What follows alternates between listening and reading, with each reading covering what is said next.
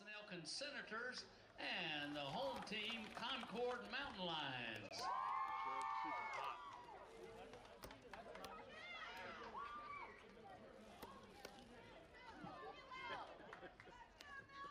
All right, first of all, for the Davis and Elkins Senators, leading off, playing third base, number 27, Reese Rubio. Batting second, the designated player, number 5, Sammy Jarvis. Batting third for the Senators, the first baseman, number 19, Ashlyn Zapak. Batting fourth for the Senators, the shortstop, number 9, Audrey Higgins. Batting fifth, the second baseman, number 17, Trinity Fleming. Batting sixth, the center fielder, number 7, Alyssa Haynes. Batting seventh and doing the catching for the Senators, number 54, Gwenny Westling. Batting eighth, the left fielder, number 36, Jasmine Orr. Batting ninth, the right fielder, number 30, Madison Smith. In the circle for the Senators, number 8, the pitcher, Sailor Nealon. Your Senators are coached by head coach Ella Fracker and assisted by Kelsey Peterson. Now for the home team, the Mountain Lions of Concord University. Leading off, number 13, the shortstop, Kendall Morgan. Batting second, playing center field, number 2, Lacey Lewis. Batting third, playing over at first base for the Mountain Lions this afternoon, number 18, Madison Hollis. Batting fourth and playing over at third base, number 4, Christy McCord. Batting fifth for the Mountain Lions, the right fielder, number 3, Hannah Knighton. Batting sixth, the left fielder, number 5, Alina Giles. Batting seventh, the designated player for the Mountain Lions, number 8, Kayla Schulter. Batting eighth in the circle for the Mountain Lions, number 1, Reagan Hintz. And batting ninth, the second baseman, number 17, Grace Dotson. Your flex player, number 10, the right fielder, Blake Jamison. Your coaches for the Mountain Lions, head coach Alicia Tassler, assisted by Courtney Raines.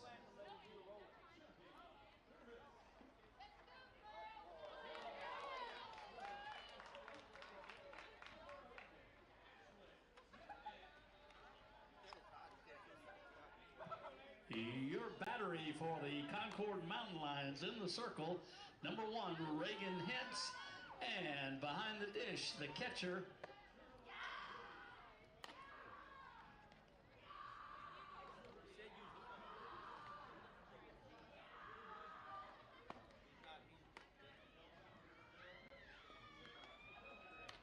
They said the phone is all the way upstairs? It goes to the third floor. Yeah, to the third floor.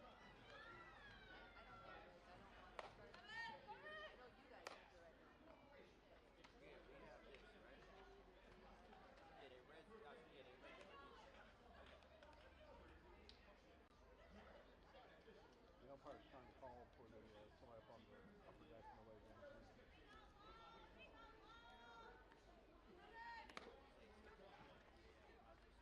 The NCAA Division II and the Mountain East Conference promote good sportsmanship by student athletes, coaches, and spectators. We request your cooperation in supporting the participants and officials in a positive manner. Profanity, racial or sexist comments, or other intimidating actions directed at officials, student athletes, coaches, team representatives, or other spectators will not be tolerated and are grounds for removal from the James Moyer complex. The use of tobacco products as well as the possession or consumption of alcoholic beverages at the Mountain East Conference Softball Championship is also strictly prohibited.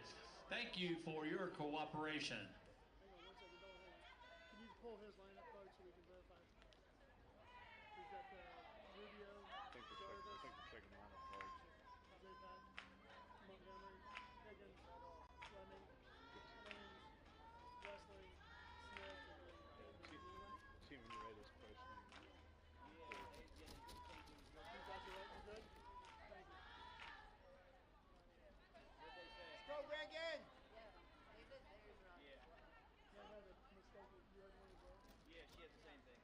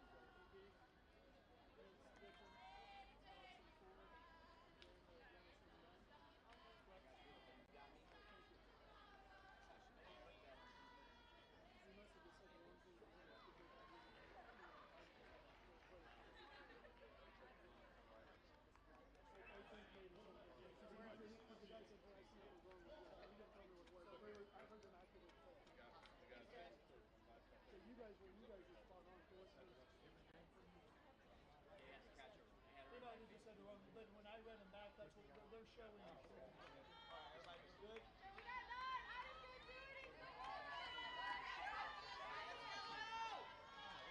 I know you feel left out, Steve. Sorry.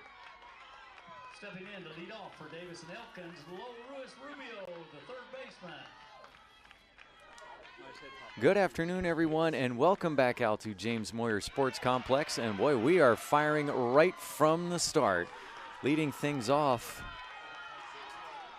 for Davis and Elkins, Lorena Ruiz Rubio attacks the very first pitch from Reagan Hintz and just rips that through the left side into left field for a base hit. Not wasting any time.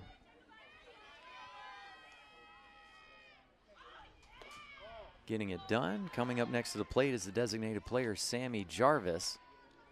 She will take the first pitch for ball one. Reagan Hintz in the circle for Concord. Popped up back part of the infield, is now coming back in from second is Grace Dotson, and she will make the catch.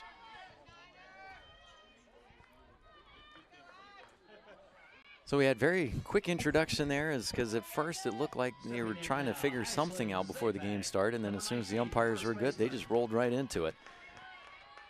Welcome back out here, everyone. Scott Hall live with the action here on Field 3. It's our first elimination game of the tournament. Lifted up high and deep to left field, chasing it back right off the bottom of the fence. Ashlyn Zapak with the stand-up double. And she is fired up over there. So we've had a single into left field on the very first pitch of the game. Then Jarvis comes up to the plate, faces only two pitches before she pops out to second. And then Zapak, aggressive for Davis and Elkins, lifts one out to deep left field for a double. So two runners on, both in scoring position. And it's Christina Montgomery up next at the plate. Montgomery wearing number 26, a freshman.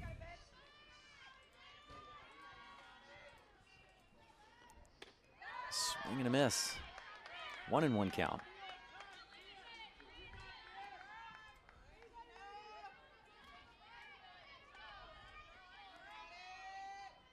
Montgomery making her 19th start of the season. She'll go opposite field, foul territory, and trying to chase it back as Madison Hollis can't quite get back to it in time. On the field defensively for the Concord Mountain Lions, who will be the home team in this one since they are the 3 seed from the South. Reagan Hintz in the circle, Hannah Knighton behind the plate. Madison Hollis at first, second base Grace Dodson, shortstop is Kendall Morgan. Third base Christy McCord. Out in left field is Alina Giles. Center field Lacey Lewis, and right field Blake Jamerson. Back of the circle, and Hintz is able to take a couple steps backwards and make the catch for the second out. Good job from the pitcher. Get her feet underneath of her, take a couple of steps backwards and make the grab. So Montgomery is retired. That will bring up Audrey Higgins next, the shortstop.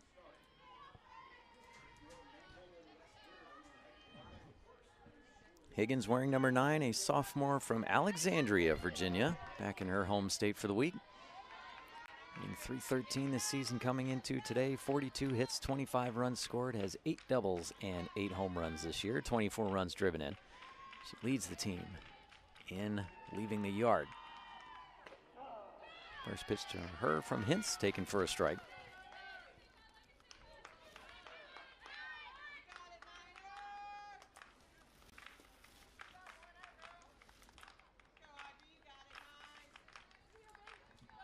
So Higgins waiting the next one. That one will come high, 1-1 count.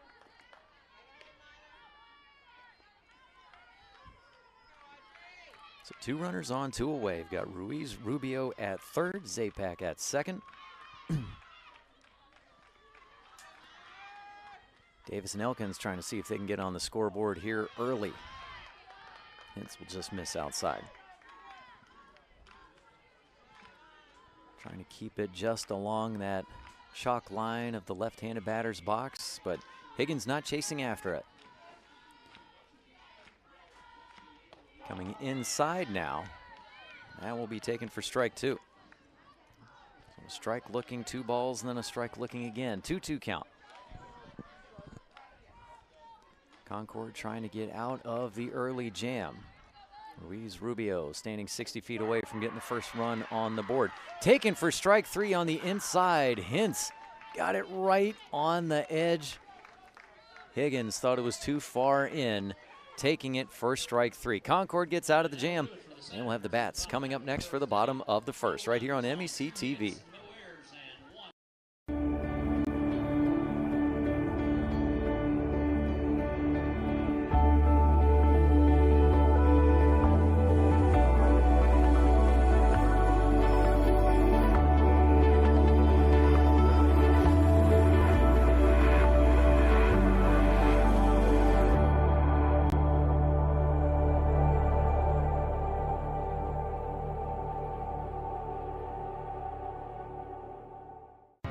What's possible when you have the freedom to explore things that inspire you?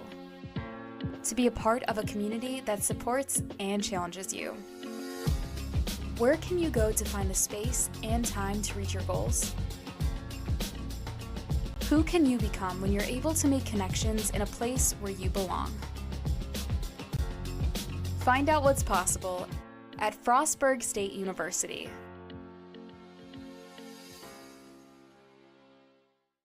Number 13, Kendall Morgan.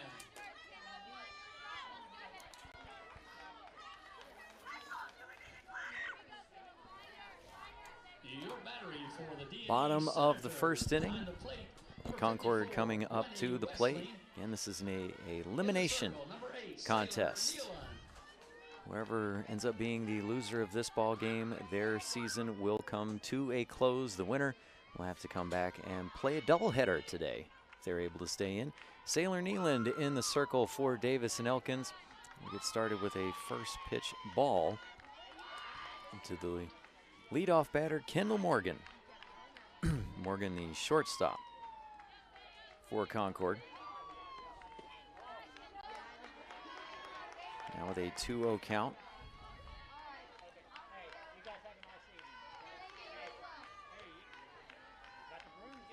Yesterday for Davis and Elkins, Nealand was listed in the lineup initially as the pitcher. She'll get a strike here on Morgan, but ended up being Sammy Jarvis who came in and pitched against Charleston and took the loss to drop her to 10-17 for the year. Swing and a miss from Morgan. That will even out the count at 2-2. Yesterday in the loss to Frostburg State, Morgan was 1 of 2 at the plate, drew a walk as well. Batting in the leadoff spot there again. Full count now.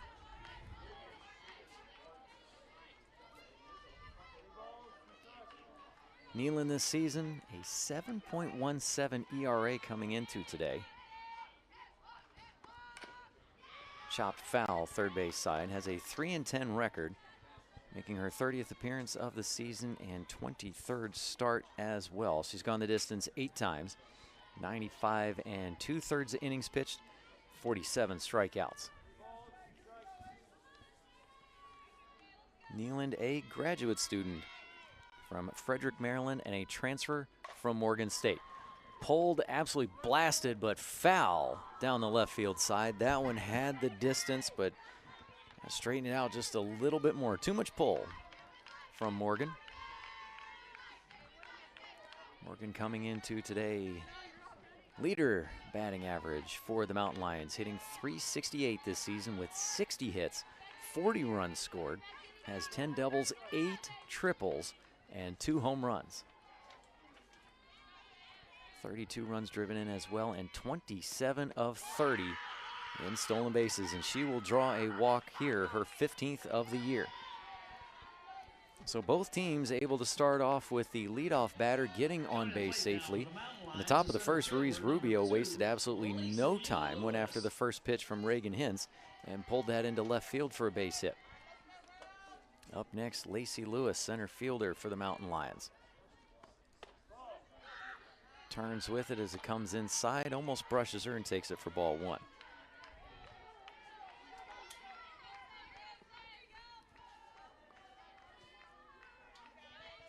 The Lewis sisters have their names throughout the Concord record books. Her older sister, Lauren, if I remember correctly, a senior back in 2017.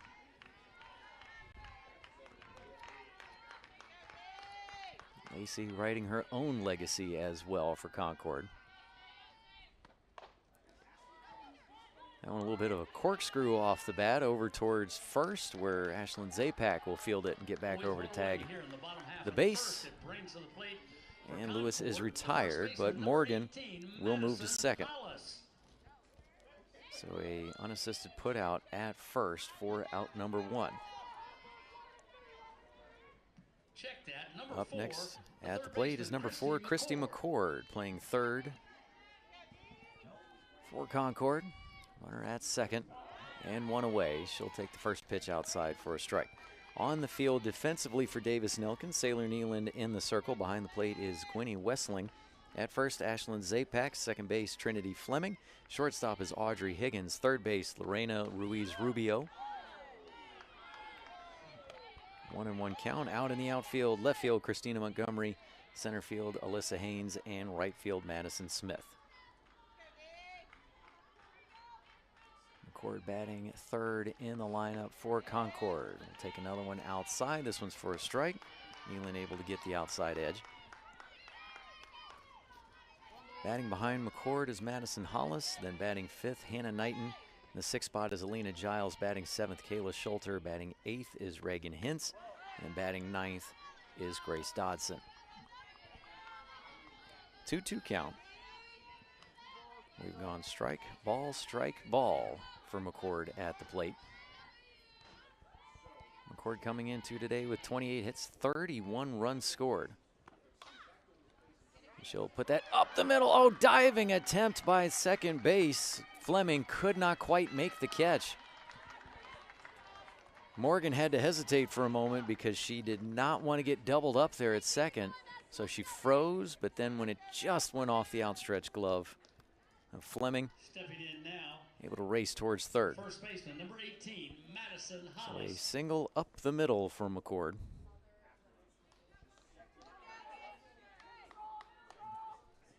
And that will bring us to Madison Hollis.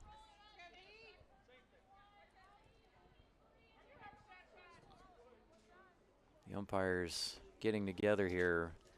We had apparently a little bit of a lineup issue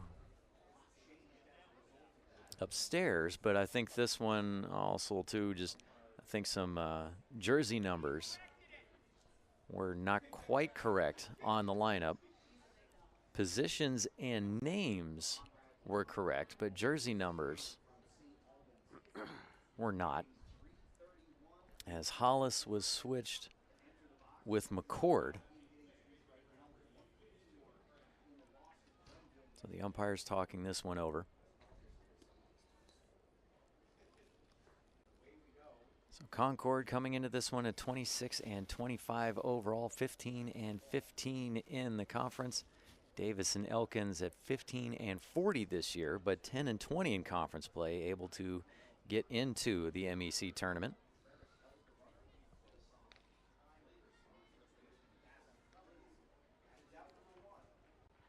Davis and Elkins actually faced Concord.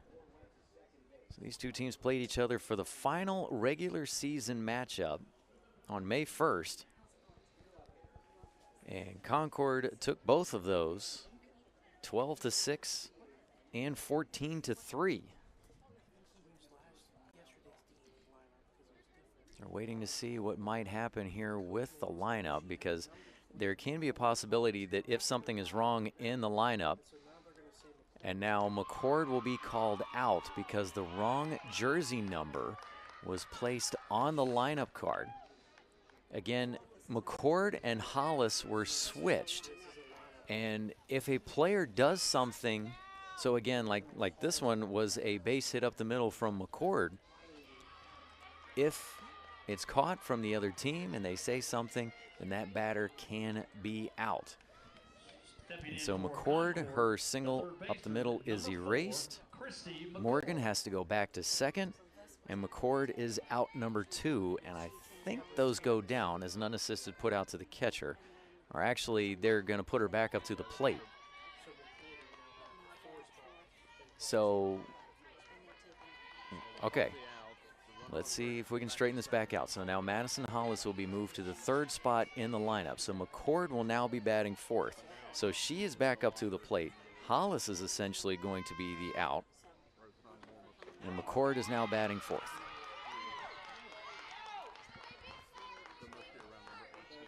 So again, remember, if there is a mistake on the lineup card and a player does something, they can be called out. So they made the switch, so Madison Hollis will now be batting in the 3rd spot for Concord, and Christy McCord is batting 4th. So McCord is now at the plate. I hope you all have got that straight. Pulled towards first and foul. Sports of baseball and softball have got so many different little intricacies here and there that you have to make sure you have things straight, or you can pay for it.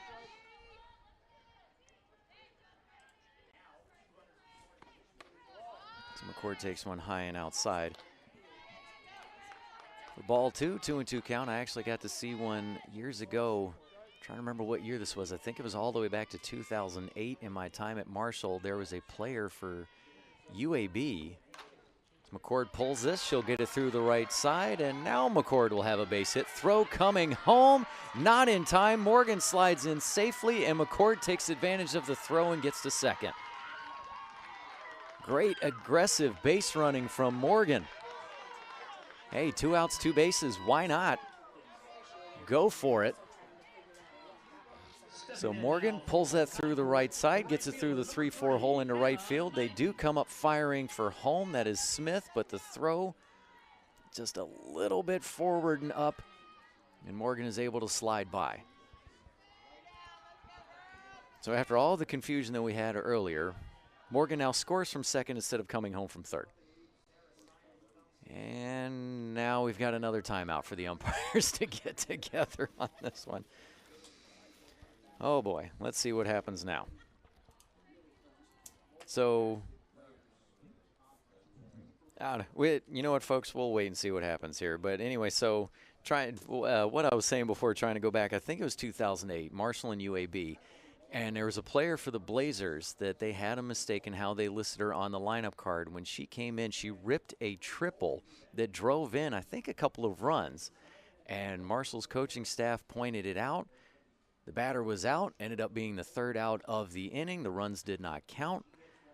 Blazers weren't happy about that, but I do remember Coach Stanton telling everybody afterwards, hey, somebody please double check my lineup card so this does not happen to us. It looks like they have the lineup card again. I thought we had this figured out. They flipped Hollis and McCord because now, stepping up next, is number 3, Hannah Knighton, who is listed correctly on the lineup sheet. We're having some fun up here with this one.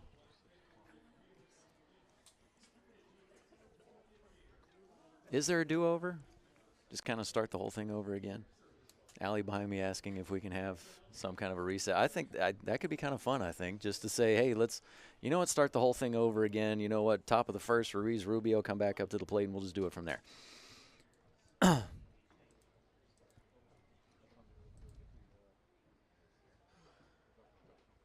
Let's see how things are going over on field 1 while we try to get this one worked out. West Liberty already up to a 2-0 lead on West Virginia State.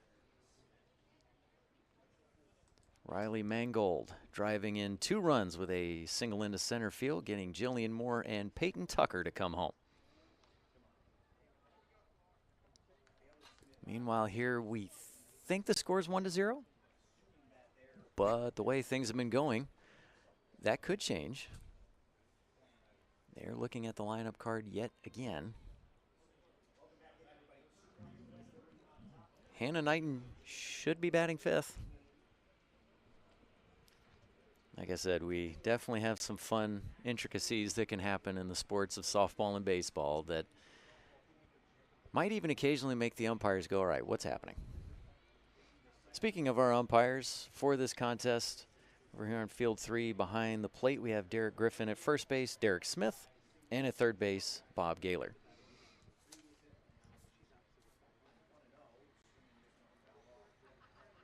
And now they're talking with Davis and Elkins, head coach, Gally Fracker.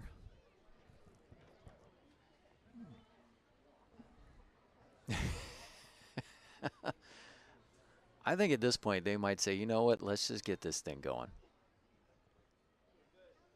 I see a thumbs up from our home plate umpire, Derek Griffin. McCord is staying at second. The run is not coming off the board. And Knighton will finally come up to the plate. You know what? I have been around this game, I'm going to age myself here, unfortunately, for 26 years. And every once in a while, you still see something new. Knighton finally takes a strike.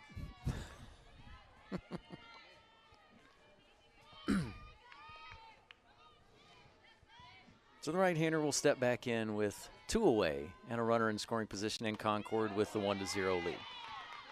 Nealon get another one on the outside. Kind of surprised that Nealon didn't actually ask for a chance to throw a couple of warm-up pitches after that nice long timeout to go over the lineup card for a second time. At least the second time in action. The 0-2 will miss outside. So 1-2 count yesterday. Knighton was, excuse me, 0 for 3 at the plate in the loss to Frostburg State. Lifts it up high and deep over towards the left center field gap, but on the run is Haynes, and she will make the catch for the final out of the first. We will finally move on to the top of the second. 1-0 Concord on top. Stay tuned for some more fun right here on MEC TV. Your score, the Concord Mountain Lions 1, the Davis and Elkins. Tomorrow's innovators, teachers, caregivers, researchers, leaders, and creators all have one thing in common. They started out just like you. At West Liberty University, you are the focus. This is a place where you will gain the skills, knowledge, and confidence to change your life and the world around you. It all starts here, with you. Visit westliberty.edu to start your journey. It's all here at West Liberty University. Glenville State University offers cutting-edge programs, small class sizes, and dedicated faculty providing students with a personalized experience focused on their success. With the lowest tuition in the Mountain State, every student has the opportunity to achieve their goals. At Glenville State University, you'll find a community that supports, challenges, and inspires you every step of the way. From hands-on learning in state-of-the-art facilities to internships that connect you with real-world opportunities, we prepare you for the challenges and triumphs of tomorrow. Pioneer your future at Glenville State University. Welcome back out, everyone, to James Moyer Sports Complex on day 2 and what has been already a fun start to game 2. Up here talking a little bit during the break, it feels like we could have had the quote from Vince Lombardi of what the hell's going on out here. Potentially Abbott and Costello. Except in this case, it's not who's on first, it's who's batting third and what's batting fourth. But top of the second, Davis and Elkins back up to the plate, and it's Trinity Fleming. First pitch from Reagan Hintz, taken inside for ball 1. We like to have some fun out here.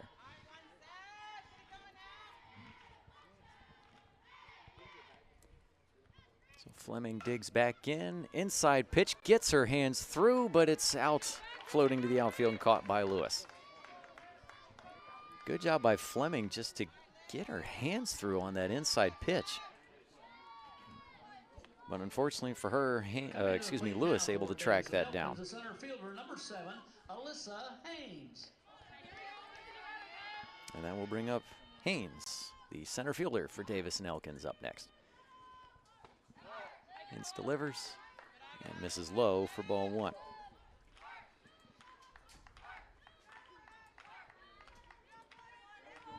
So let's hope that things are now figured out, straightened out, and to borrow a line from Mash, deshambalized, and get things rolling here. Haynes with a 2-0 count. Nobody on. 1 out. And the Senators trailing 1-0. Line foul, left field side. I'd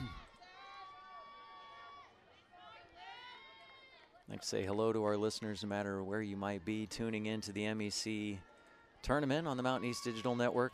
Hope you all are having some fun with this one as well. And I know that if my parents are tuning in out in Ouray, Colorado, they got a kick out of the Abbott and Costello and the line from MASH.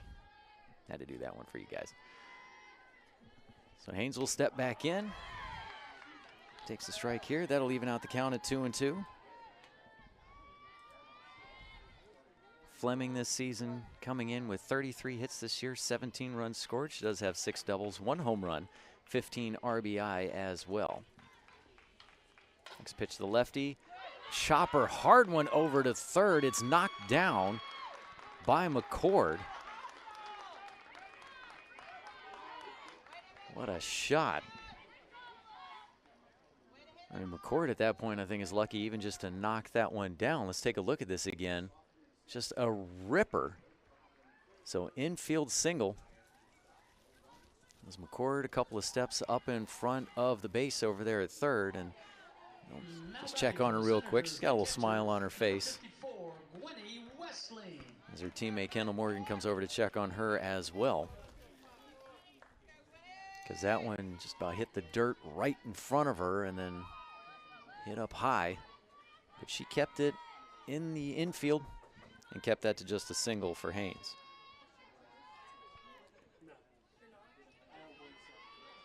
So third hit of the game for Davis and Elkins. And that will get us next to Gwenny Wessling. Catcher. She will take the first pitch for a strike. Wessling starts with a wide stance, but then pulls that foot back. 1-1 count. Wessling, who this year has had to wear 29 and 54, but wearing 54 this time. 35 hits, 16 runs scored, 4 doubles and 3 triples. Pop back foul.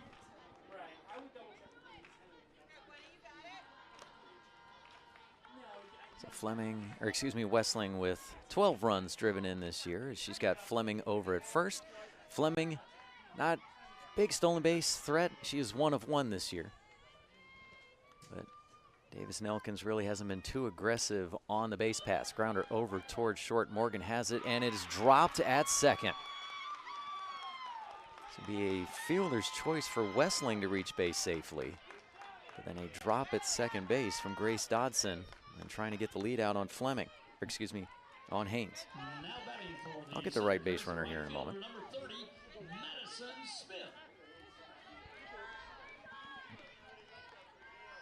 Dodson just couldn't quite handle it there as Haynes slid in safe, what ended up being safely.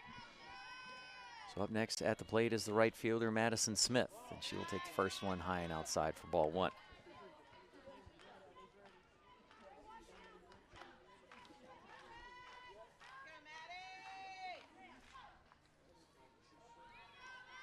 So again, Wessling reaching base safely on the fielder's choice.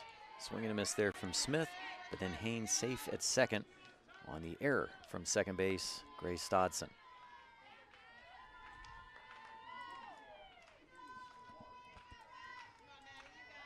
Smith will dig back in, trying to get something started. Squares to bunt, but it's going to roll foul just to the third base side. It's now with 2 strikes on. Can't imagine they would keep the bunt call on.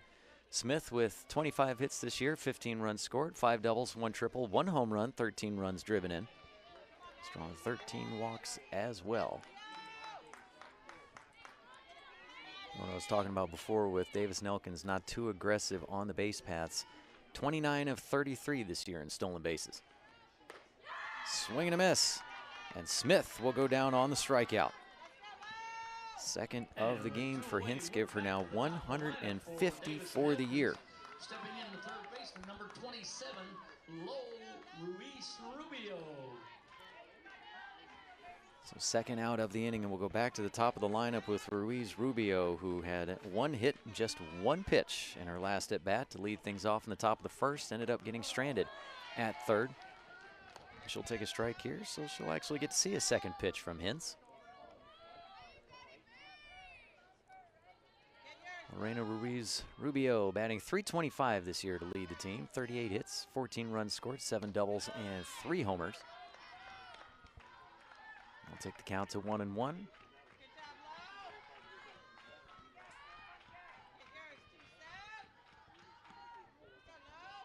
The right-hander who's also drawn 23 free passes, but she's going to drill this one to center, and right there is Lewis to make the catch for the final out of the inning.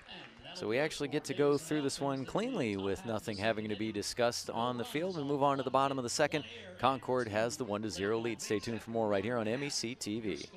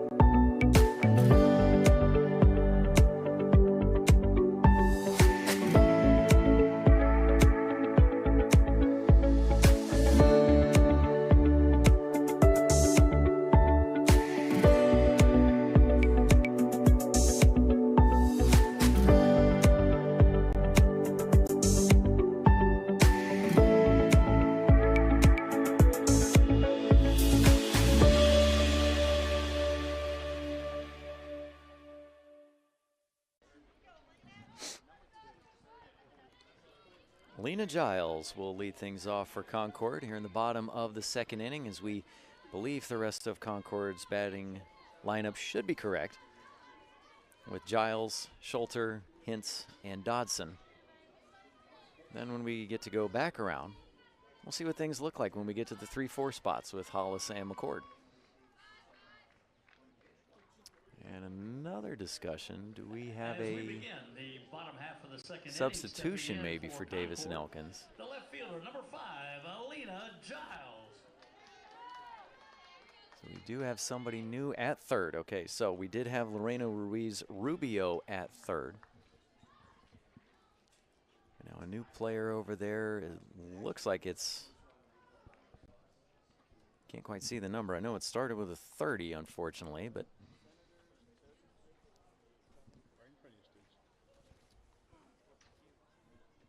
36, there we go. We get to find the number. Jasmine Orr will come in the spot of Ruiz Rubio. Great work by our camera crew to find that. Definitely appreciate it. Every once in a while when the players just turn just a little bit, you can't quite see the full number. We'll go back through the defensive lineup here for you in just a moment. But Giles awaiting the first pitch from Nealon. We'll take that inside for ball 1. Okay, so again, number 36, Jasmine Orr, is now at third for Davis and Elkins, a freshman. Ripped foul from Giles. Now we'll move the count to 1-1. So Sailor Nealon still in the circle behind the plate. Gwenny Wessling, first base, Ashlyn Zapak, second base, Trinity Fleming, shortstop, Audrey Higgins, third base, now Jasmine Orr, left field, Christina Montgomery, Alyssa Haynes in center, and Madison Smith in right. Well outside for ball 2.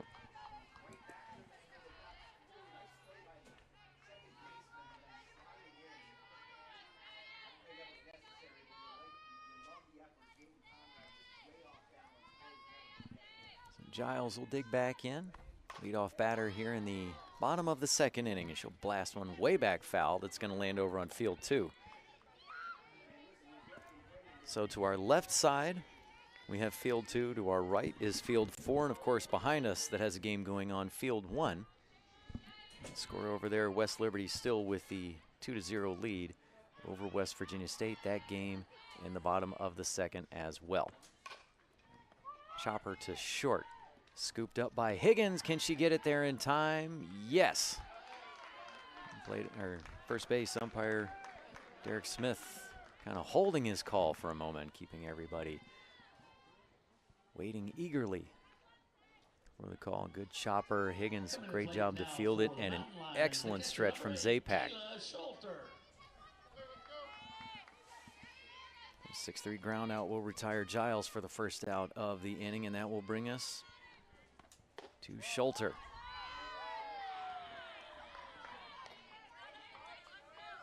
Schulter will take first pitch for a ball. Kayla Schulter, the designated player in the lineup for Concord.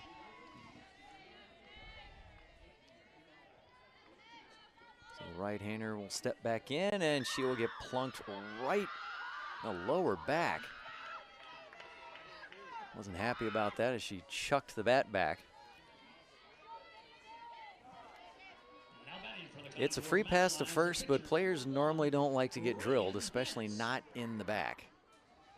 Salter, the 5th time this season that she has been hit, good for second on, well, if you want to call it good, but good for second on the team behind Kendall Morgan, who's been hit 6 times. And we will have a pinch runner for Schulter, and that is number 10, Blake Jamerson. Jamerson, who is actually the right fielder and in the flex position. So we'll see, but I imagine Schulter might be coming back up to the plate once we come around back to that spot. So again, a hit by pitch on Schulter, and Jamerson will come in to run at first. And up next is the pitcher, Reagan Hintz. She will take the first pitch outside for ball 1. You gotta love all the things that can happen and get changed in the lineup in softball, especially since you have that rule where they can be substituted back in at least once. Strike taken on the inside. 1-1 count. At the plate this season, Reagan Hintz is batting .577, 14 hits. Or excuse me, I'm looking at the wrong category there. She's batting .259. Popped out over to short. She had 14 hits and 54 at-bats, 2 runs scored and 2 doubles and 4 runs driven in. Pop out to short. We'll get the second out of the inning. Lead us down to Grace Dodson, batting in the 9 spot. Number 17, Grace Dodson. Dodson yesterday was 0 for 2 against Frostburg State. We'll take first pitch ball here. Nealon, all 4 batters in this inning have started off with a first pitch ball.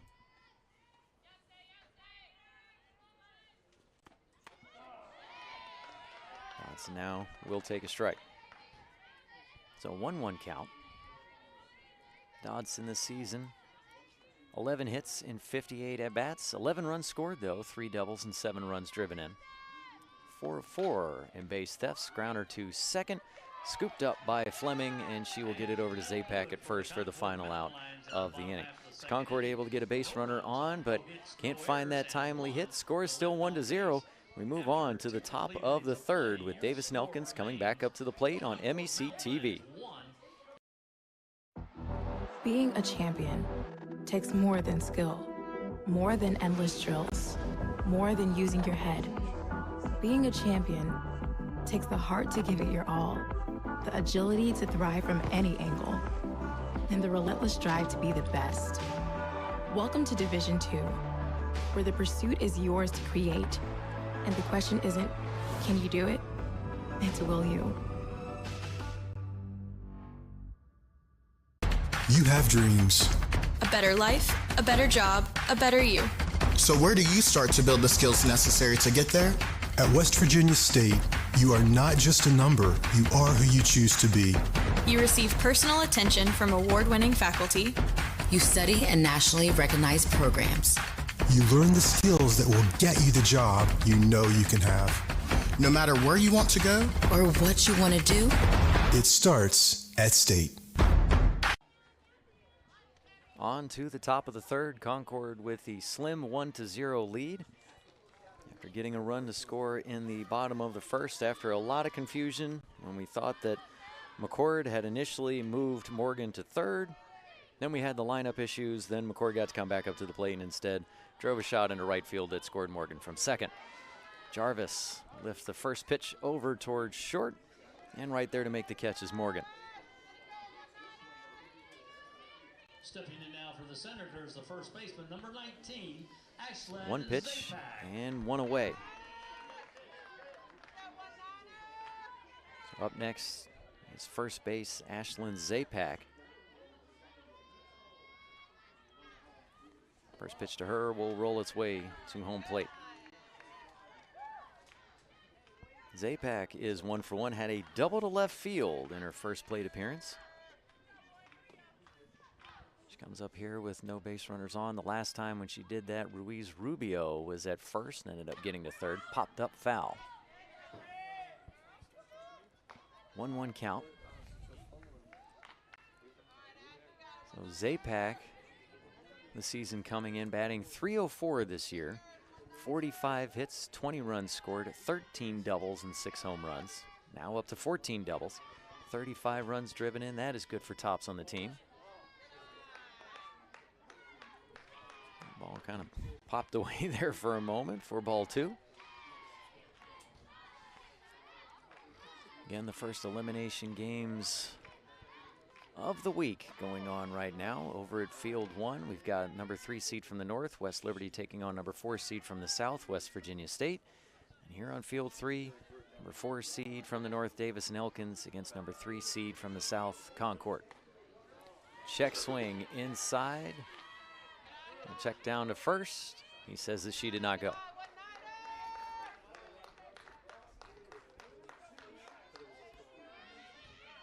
And it looks like we had an illegal pitch called from the third base umpire. The pitch was taken for a ball anyway.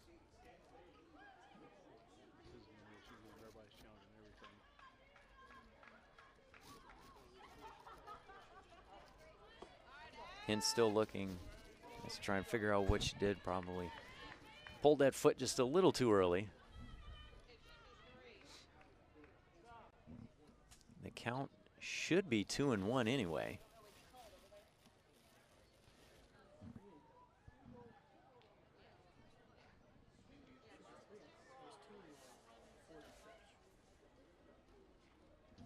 I had a 2-1. I might have missed a pitch. I thought there were a ball, foul ball, and then a ball.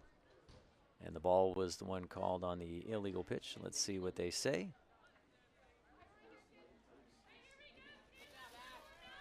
The umpire told the batter. There we go. Okay, so it is 3-1. I did miss one. My apologies. Hintz delivers inside and low.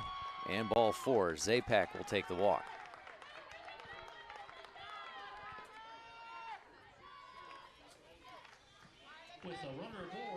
Zapak picking up her 23rd walk of the season. That is now tied for second with Alyssa Haynes. So a 1-out runner at first, and up next, Tina Montgomery. Montgomery will take the first pitch inside for a strike. Hintz has not been afraid to come inside on the batters. Montgomery currently 0 for 1 in the ball game. Her last time up, she popped out back to the circle. Popped over foul territory. Ranging over and grabbing is Madison Hollis for out number 2.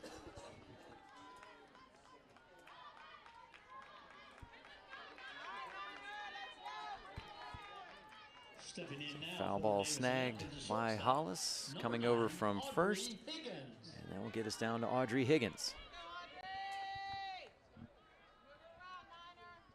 Higgins batting in the 5 spot.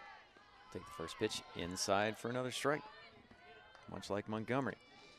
Higgins, her first time up, went down on a strikeout looking to end the top of the first inning. That was the first K of the game. 4 Hintz. This one up high, ball 1, 1-1 count.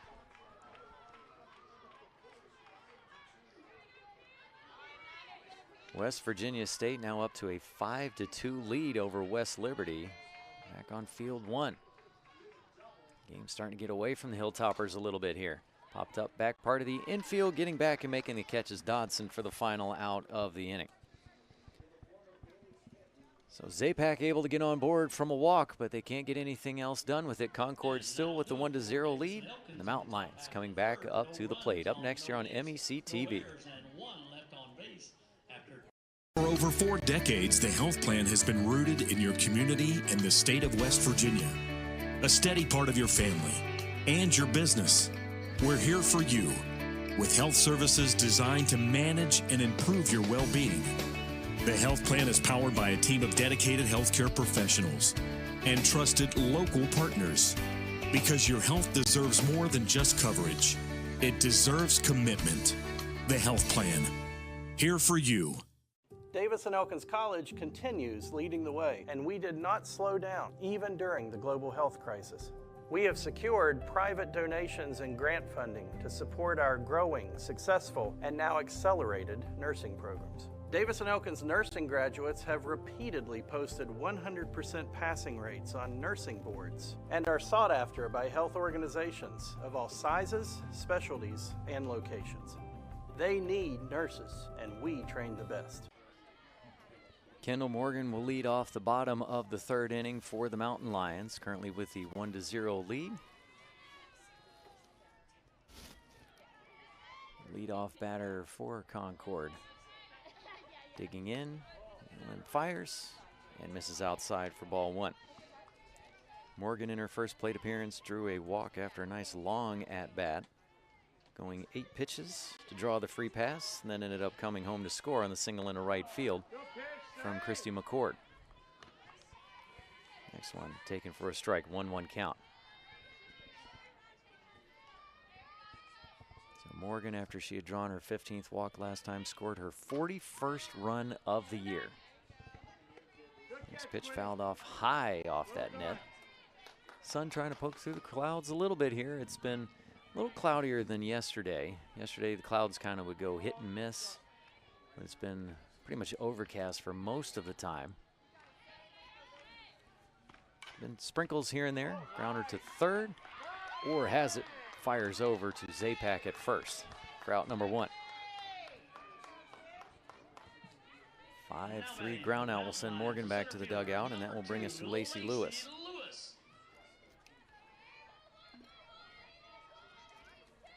And McCord is in the on-deck circle.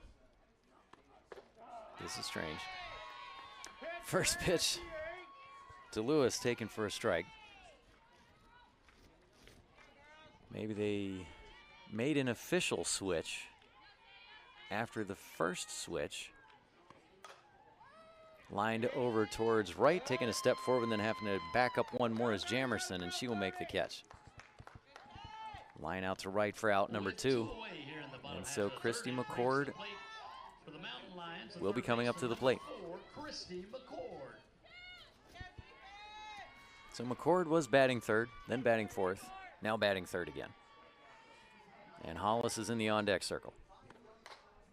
McCord, with a check swing, flies that out over to the line and left, and is caught for the out. 7 pitches gets us through the bottom of the third inning. Concord still with the 1-0 lead, top of the fourth. Up next on MEC TV.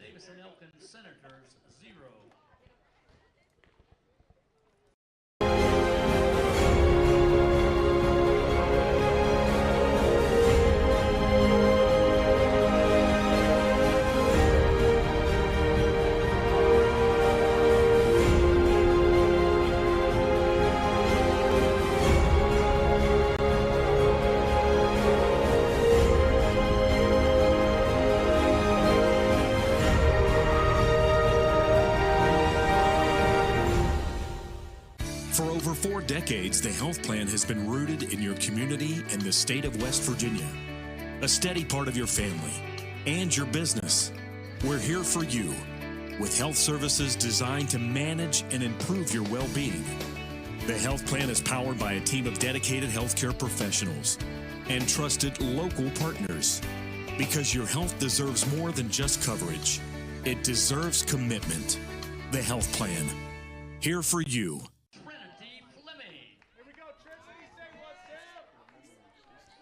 Trinity Fleming at the plate, leading off the top of the fourth inning for Davis and Elkins. The Senators trying to get some offense going. Fleming will take the first pitch for ball one. Fleming currently 0 for 1 her first time up at the plate. Flew out to center field. Lacey Lewis making the catch there. Inside, chopper to third, off the hop. And a bouncer to first, but Hollis is able to handle the throw from McCord for out number one. So 1 away.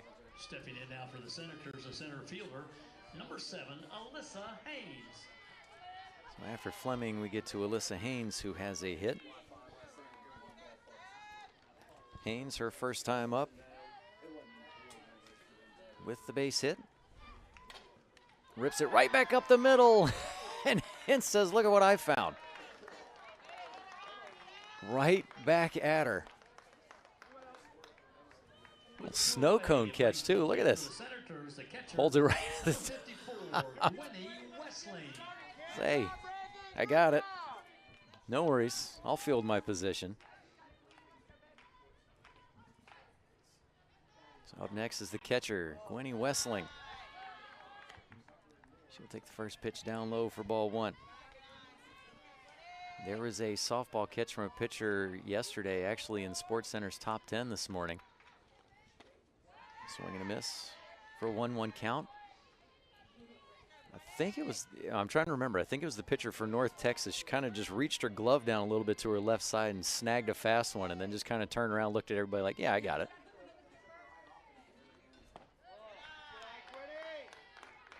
Inside and low for a 2-1 count. So hence that one coming a little higher back at her, but she made the grab.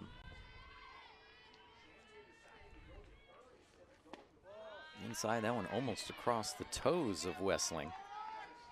Wessling has now faced more pitches than the previous 2 batters did. Fleming went down in 2, Haynes went down in 1. Wessling will now see pitch number 5. Ripped foul. Third base side.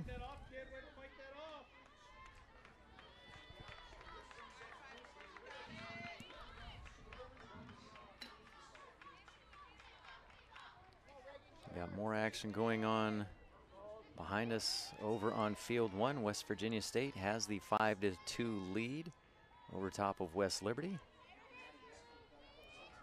But the Hilltoppers trying to battle back, taken for strike 3 on the outside. Wessling goes down looking, picking up her 3rd strikeout of the day. Reagan Hintz. It's the final out of the inning. We move on to the bottom of the 3rd. Concord still with the 1-0 lead. Can they add to it? It's coming up next right here on MEC TV.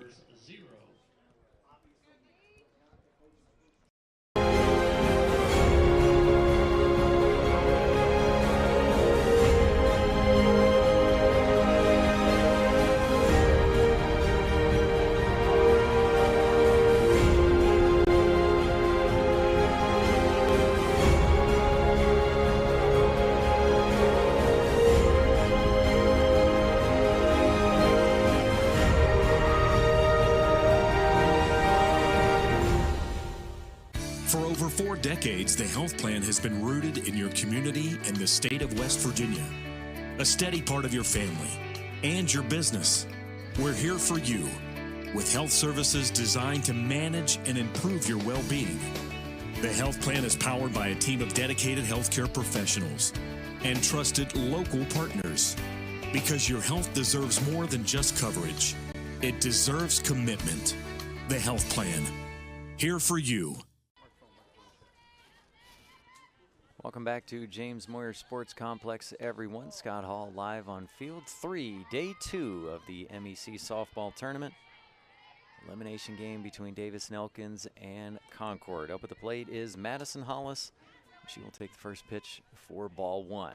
Next pitch from Nealon, popped up foul. That will get out of play and landing on the metal roof over top of the stands.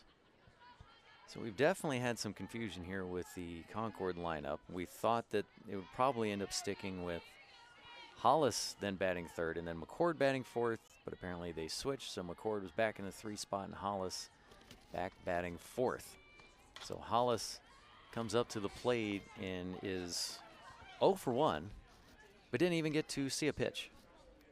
Swing the bat, nothing. She's 0 for 1 at the plate. And she'll foul that one off. So Hollis actually the first time in this game that she is facing Nealon. But it's credited as her 2nd at-bat. I hope everyone's following along. There's going to be a test later. Taken for strike 3 on the inside. Nealon picks up her first K of the afternoon. Coming to plate now for Concord, Nealon with right strikeout fielder, number 48 this year, and the first out of the inning.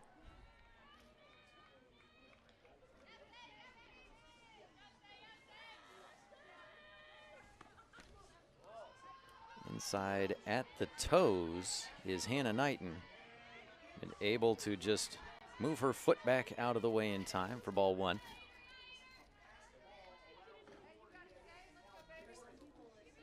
Knighton currently 0 for 1 at the plate as the right-hander steps back in. Next pitch from Nealon, well outside, ball two.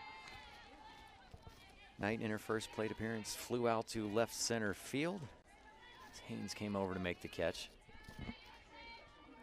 No other defensive changes for Davis and Elkins other than the initial one that had happened at third. Lifted over towards left field and pulled down for a base hit.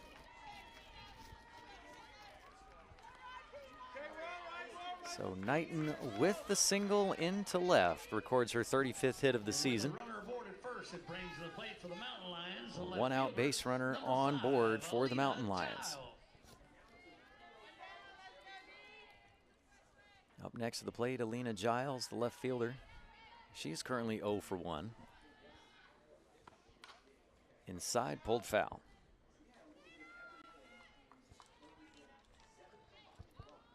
Giles, her last time up, grounded out too short.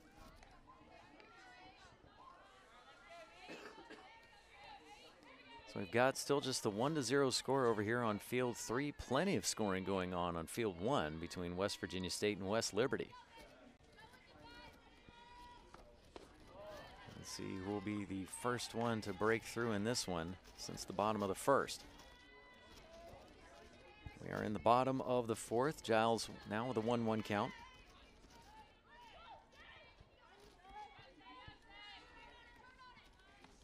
Nealon comes inside, just misses off the edge of the plate, ball two.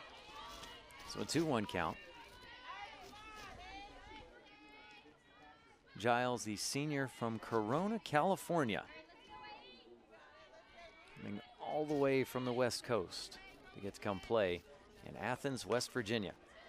Pulled foul over towards the third base dugout.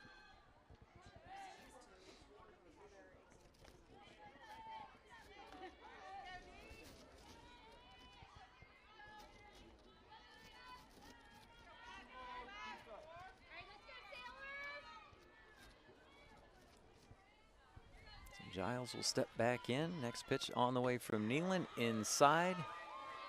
Just misses off the plate again. Full count.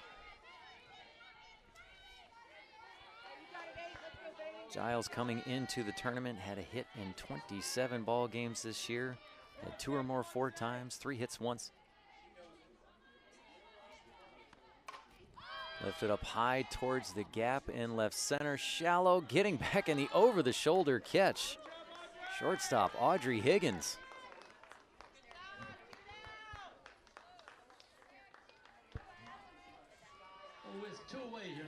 Great job by Higgins, just kind of reach back and make the grab. So Schulter, who was the designated player, will re-enter.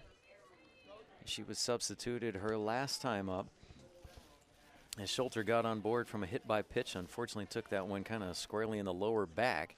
And then Jamerson, the right fielder, who was in the flex position, came in to run for her. But Schulter back in offensively.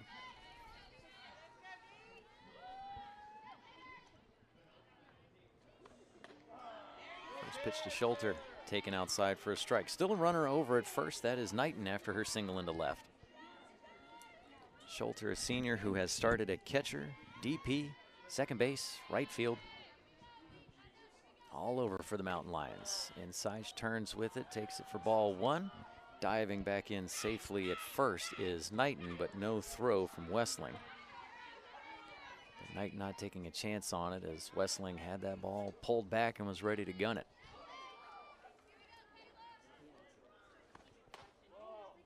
Nealon comes inside and high. Ball two.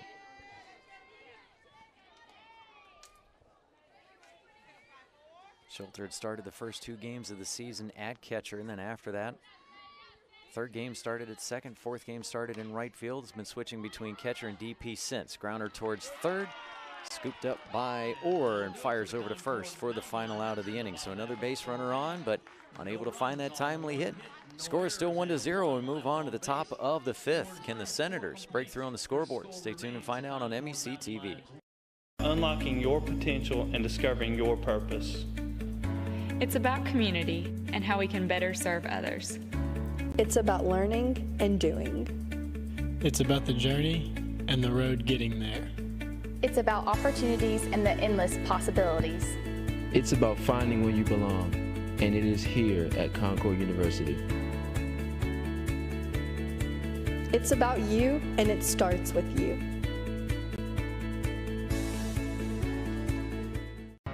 What's possible when you have the freedom to explore things that inspire you?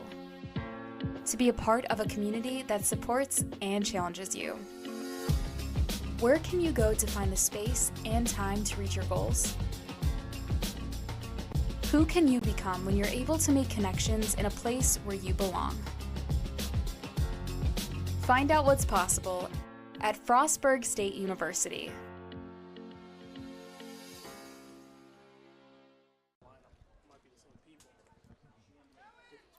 Top of the fifth inning, score is still 1-0. That one run for the Concord Mountain Lions happening in the bottom of the first as Christy McCord ripped one into right field, and Kendall Morgan, 2 outs, 2 bases, came flying in from second base and beat the throw home.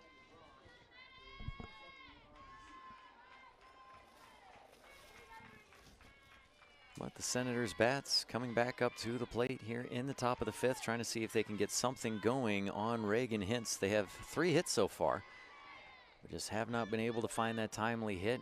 Back in the first, they had runners at second and third. Just couldn't get it done, could not capitalize. First pitch to Madison Smith, taken outside for a ball. Smith, her first time up, went down as strikeout number 2 to Hintz. It's her 150th of the season. Next one inside for ball 2.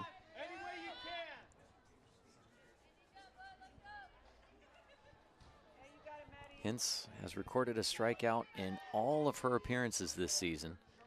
Has gone 2+ in every game but one. Ripped into left field for at least a base hit. Smith will take a round at first, but throw comes back in time from Giles to keep her there with the single. We're back to the top of the lineup for the Senators. Single into left field for Smith. Trying to see if they can get something going for the Senators. Smith with her 26th hit of the season, and that will bring up Jasmine Orr. This will be the first time that Orr has come up to the plate today. Remember, she came in for Ruiz Rubio. Orr trying to lay down the bunt. She hits it twice, but she is still in the box. So that will be a foul ball. Good spot from the home plate umpire. She dropped it down, but then that ball bounced right back off that dirt straight into the bat. And as you could say, luckily for Orr, she had not stepped out yet. Foul ball. Orr will show bunt again. This time drops it successfully. Crashing in from third is McCord. They'll get it over to first where Dodson is there to cover. Another successful sacrifice bunt. So 5-4 on the putout, but Smith is now at second in scoring position with one away. So up next after Orr is Sammy Jarvis. So Orr, after getting switched out with Ruiz Rubio batting in the top spot in the lineup, Sammy Jarvis batting second. She is currently 0 for 2 as the designated player. She'll take the first pitch for a strike. Jarvis, her last time up, lined out to Kendall Morgan at short. Her first plate appearance popped out to Dodson at second. Low and away, 1-1 count. Jarvis this season, power numbers, does have 7 doubles and 5 home runs. Has driven in 24. Tied for second on the team in that category with Higgins. Going away again, ball 2. There's been a little bit of breeze off and on today with the flag. Earlier today it was blowing towards center field as it's over there in left. Then now it's been blowing a little bit more out away from left field. It's a little bit more of a typical breeze, I guess, over here coming from the west. 2-2 count. Driven over towards the gap in right center field, and that will get down all the way. One run will come in to score easily. Madison Smith trots in and ties the game on Jarvis's double into right center.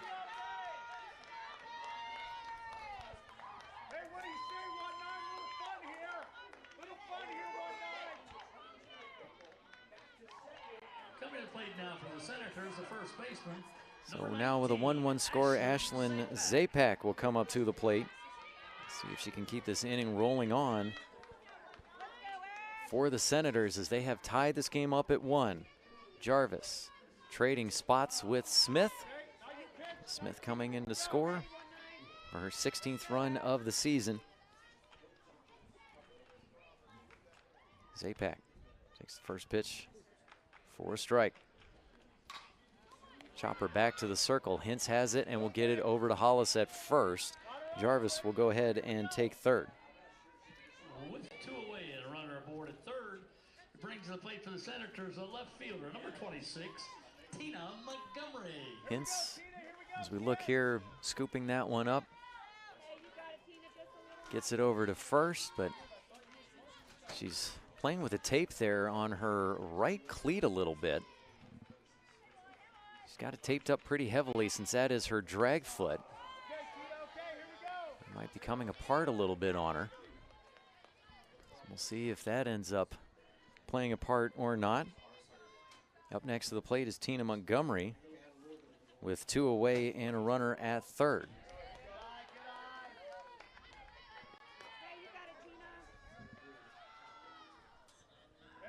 So Montgomery currently 0 for 2 at the plate as we can see that tape job. Toes coming up just a little bit. That was fouled off.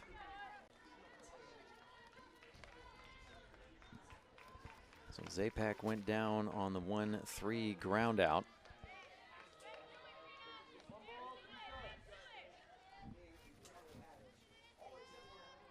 Montgomery will dig back in. Runner at third, trying to see if they can break the tie. Line foul, first base side. So Montgomery with a couple of strikes on her here in this at bat.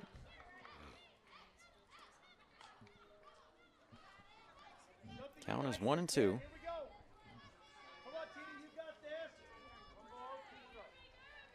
The home plate umpire giving the count as well. Montgomery digs back in. Jarvis standing at third. Hintz delivers. Pulled just foul down the third base line. Now, hearing a little bit from Alex Wiederspiel over on field 1, it sounds like they've had just about everything going on with hits, errors, all kinds of things, rundowns, all of that going on over there at field 1. Meanwhile, we've had lineup issues going on over here on field 3. Popped up on a check swing over towards right field. Coming in to make the catch is Jamerson. Now we'll get Concord out of the jam. Jamerson gets him out of the jam. But Davis and Elkins ties up the score at 1. Move on to the bottom of the 5th. Can Concord break the tie, or can Neyland keep it going? Stay tuned and find out. It's coming up next on MEC TV. Tomorrow's innovators, teachers, caregivers, researchers, leaders, and creators all have one thing in common. They started out just like you. At West Liberty University, you are the focus. This is a place where you will gain the skills, knowledge, and confidence to change your life and the world around you. It all starts here, with you. Visit westliberty.edu to start your journey. It's all here at West Liberty University. Glenville State University offers cutting-edge programs, small class sizes, and dedicated faculty providing students with a personalized experience focused on their success. With the lowest tuition in the Mountain State, every student has the opportunity to achieve their goals. At Glenville State University, you'll find a community that supports, challenges, and inspires you every step of the way. From hands-on learning in state-of-the-art facilities to internships that connect you with real-world opportunities, we prepare you for the challenges and triumphs of tomorrow. Pioneer your future at Glenville State University. 8, 9, and 1 due up here in the bottom of the 5th inning for the Concord Mountain Lions. Hintz, Dodson back to the top with Morgan. Hintz, the pitcher, will take the first pitch down low for ball 1. And Hintz, you can still see kind of the tape job on that right foot there. Most of the time pitchers will either have a heavy tape job or the shoe gets dipped on whichever one is their drag foot. Hintz will drive this towards center field. Coming up on the run and making the catch is Alyssa Haynes. So fly out to center field for the first out of the inning, but it looked like Hintz was struggling a little bit with the tape. Don't want to have that come apart on you, especially again being that drag foot. Grace Dodson, second base for Concord, will step up next with 1 away, no runners on. First pitch inside from Nealon just misses off the plate. Nealon has not been afraid to mix up sides of the plate against Concord.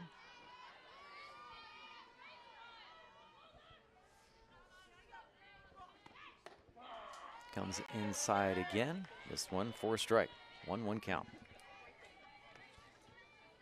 Dodson, her first time up, grounded out to second. Looking to see if she can make the adjustment here. Again, we are tied at 1, bottom of the 5th inning. Next pitch down in the dirt. 2-1 count. Over on field 1, West Virginia State has the lead. It's 6-4 over top of West Liberty. With the 3rd inning, 7 combined runs. West Virginia State with 5, Liberty with 2. Big swing there for a 2-2 count. So the Hilltoppers trying to see if they can battle back. They were down in a hole yesterday and couldn't quite get it back in the first game of the tournament. That was taken for a ball. Now trying to fight for their season at the moment. Again, remember both of these games are elimination. Next pitch from Nealon, fouled back.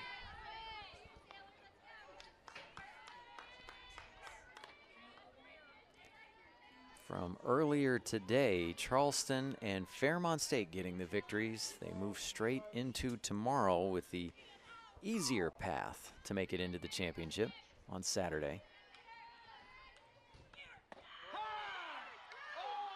Nealon almost plunking Dodson as she moves back just a little bit and takes it for ball 4. So 1 out runner at first for Concord in Dodson, and we go back to the top of the lineup in Kendall Morgan. Morgan currently 0 for 1, drew a walk in her first plate appearance, and her last time up grounded out to third. Nealon comes inside and misses for ball 1. Has started all 3 batters in this inning with a first pitch ball. So earlier today, Charleston getting the close victory over Frostburg State, 6-4. They were just able to hang on there in the 7th. Inside and high, ball 2. And the look of Addison Mass for Charleston when her teammates came in to give her a giant hug. The look on her face was one of, oh my gosh, I got through it. Madison, the pitcher of the year, has been able to keep pitching herself out of jams throughout the season. 3-0 count now on Morgan. Over here on field 1, Fairmont State got out to the early lead on Glenville State and then able to hang on from there and get the win 5-2. So again, Charleston and Fairmont State will take on each other tomorrow at noon on field 1. Taken for a strike, off and running and sliding in safely with a stolen base is Dodson. Grace Dodson, 5 of 5 now this season in stolen bases.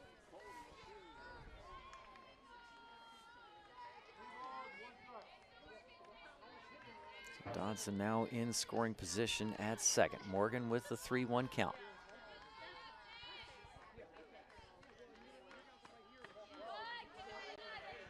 And it's another walk. Back-to-back walks issued from Nealon. We'll put 2 runners on. Well, and other than getting the stat at least added to her sheet, Dodson would have been able to get to second base safely, but hey, why not pick up a stolen base if you can? Discussion going on in the circle, wondering how Nealon might be doing out there. Again, has issued back-to-back walks. So in the last half inning, they're in the top of the 5th. Davis and Elkins finally got some offense rolling. Madison Smith led off the inning with a single into left. Got to second on a sacrifice bunt from Jasmine Orr. And then Sammy Jarvis brought her in with a shot into the right center field gap. That tied the game at 1.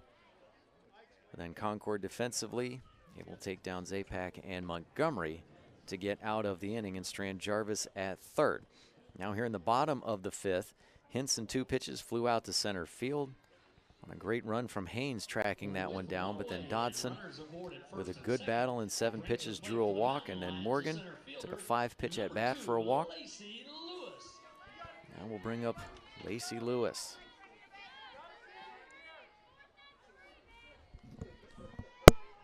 Lewis coming into today batting .350 this season, and she is 0 for 2 at the plate.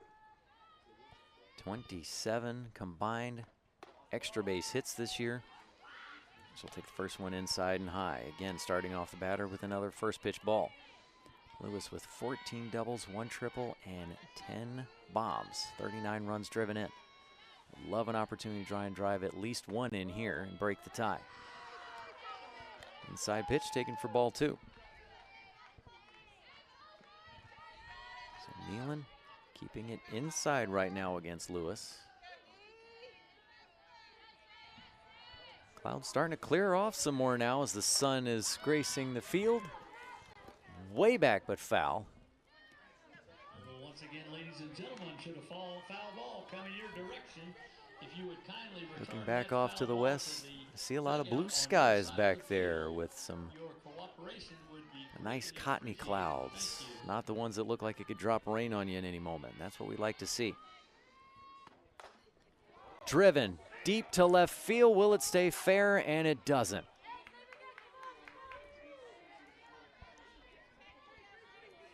After the first 2 pitches inside taken for a ball, Lewis has turned on the next 2 and just blasted them, but can't straighten it out. Let's see if Nealon will stay coming inside, or she might try and go out on Lewis. Lewis will call for time.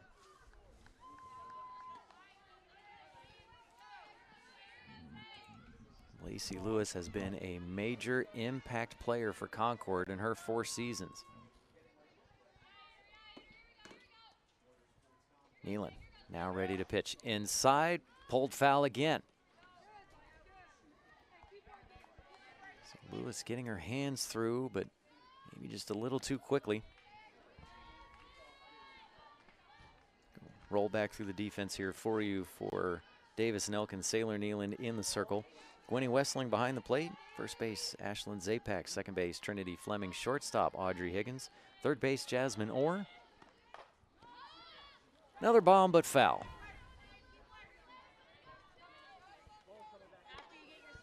Lewis making some of those glow balls disappear off the field of play.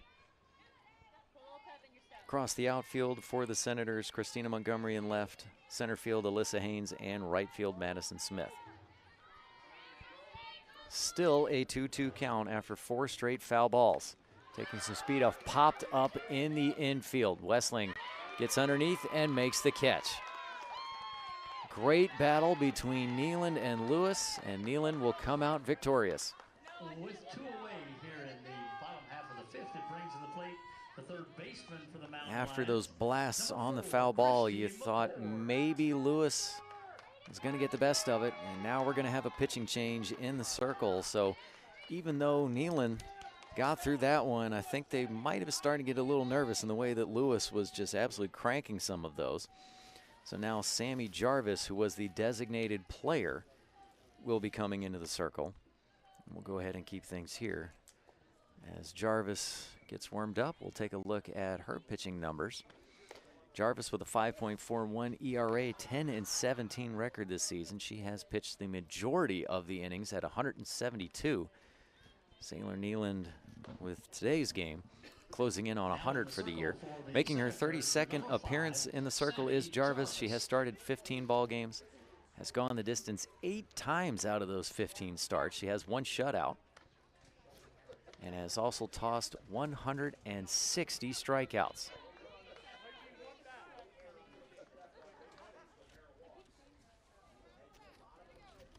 So Jarvis now coming into the circle for Davis and Elkins. That shutout back on April 3rd against Salem. She had 5 Ks in the game as well. And the first batter that she will face is Christy McCord. She will take the first pitch outside for a ball.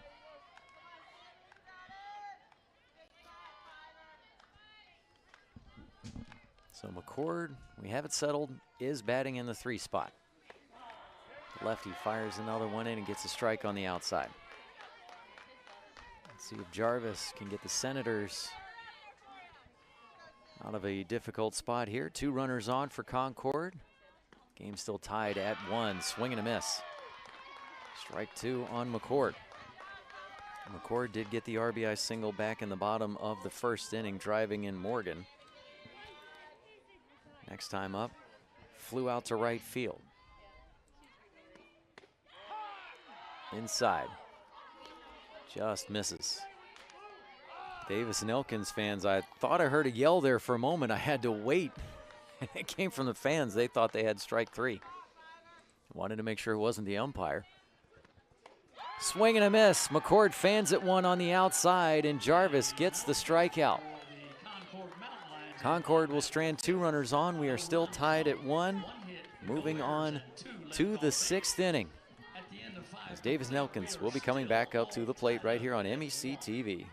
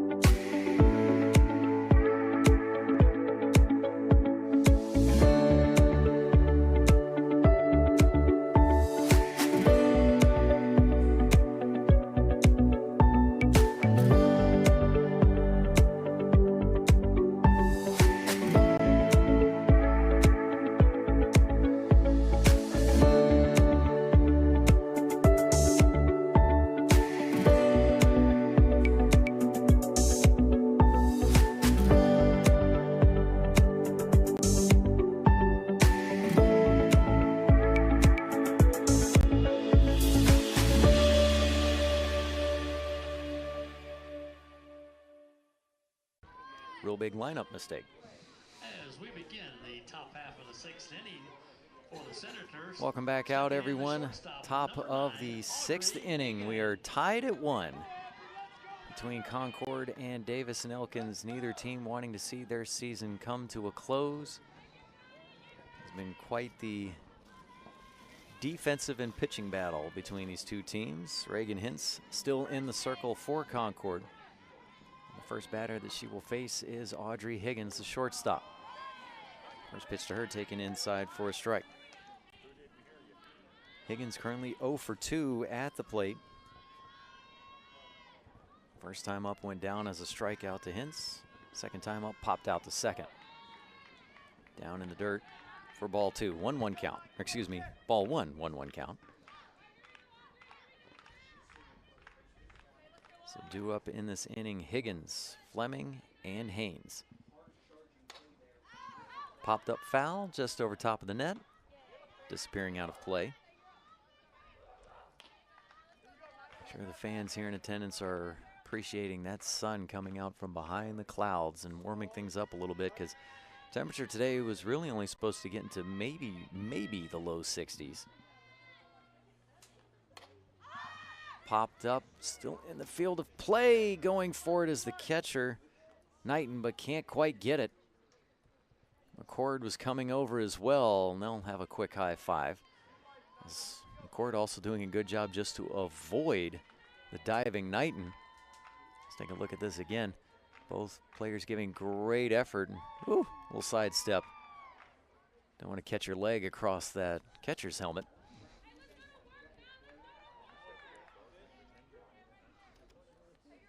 So 5th pitch of the at-bat coming up next for Higgins. Still a 1-2 count. 1 run for Concord coming in the 1st. 1 run for the Senators coming in the 5th. Top of the 6th inning. Hintz drops in the changeup for the strikeout. Higgins kept the bat back on her shoulders.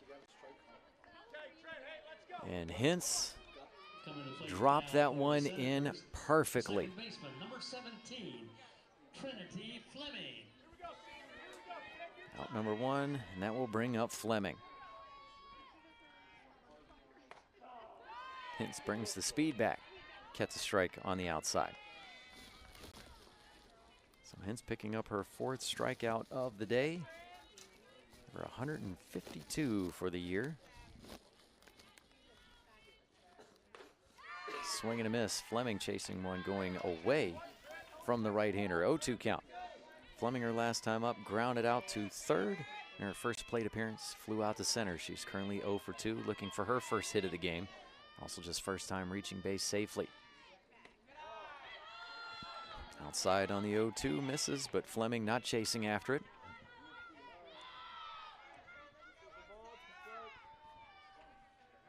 Go back through the Concord defense for you here in just a moment after Hintz delivers this one.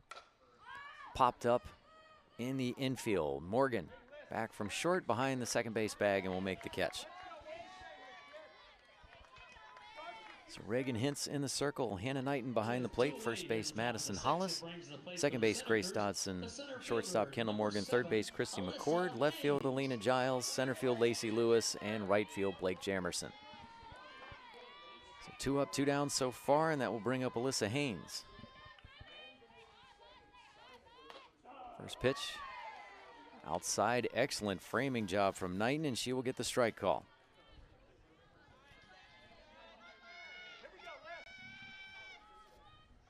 It's looking like a beautiful day outside now here in Salem, Virginia.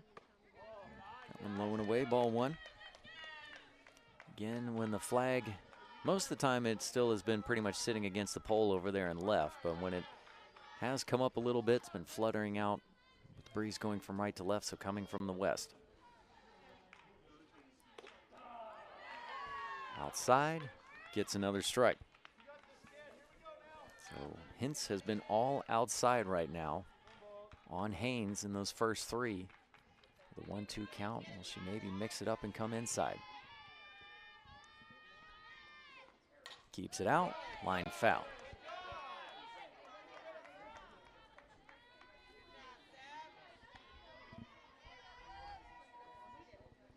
So Haynes with 30 hits this season, 20 runs scored, 5 doubles. Has 23 walks this year. Good for second on the team. Behind Higgins, 30. Next pitch will end up in the backstop, but no runners on for Davis and Elkins. No harm done for the Concord defense. Knighton able to just kind of calmly go back there and pick it back up.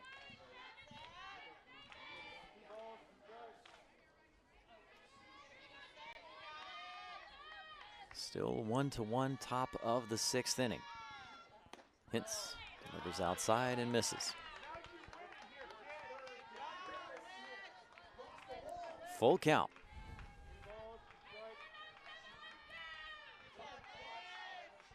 Sounds like we've got another error from back on field 1. Inside, just misses high. Ball 4 for Haynes, so a 2-out walk for Davis and Elkins. Will get a base runner on for the Senators. And that will bring up the catcher, Gwenny Westling. With 2 away and a runner aboard at first, it brings to the plate the catcher for the Senators. Westling is 0 for 2 as well.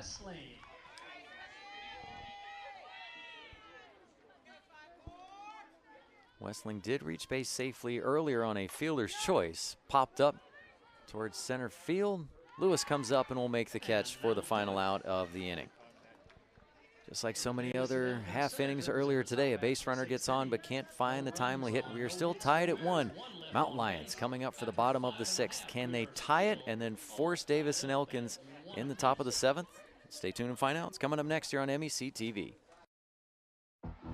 Being a champion takes more than skill, more than endless drills, more than using your head. Being a champion takes the heart to give it your all, the agility to thrive from any angle, and the relentless drive to be the best. Welcome to Division II, where the pursuit is yours to create, and the question isn't, can you do it? It's will you. You have dreams. A better life, a better job, a better you. So where do you start to build the skills necessary to get there?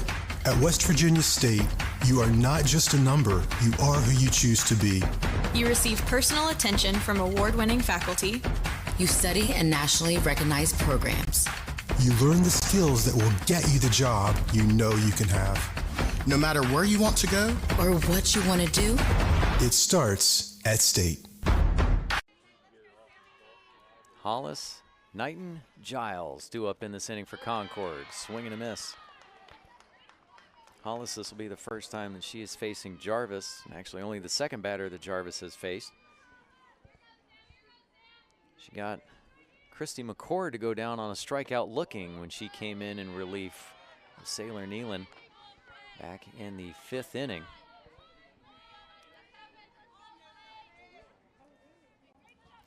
After Nealon was able to get Lewis to finally pop out after some major foul balls were shot.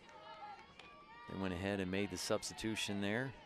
Jarvis came in, got McCord to go down on the strikeout to end the inning and strand 2 runners on base.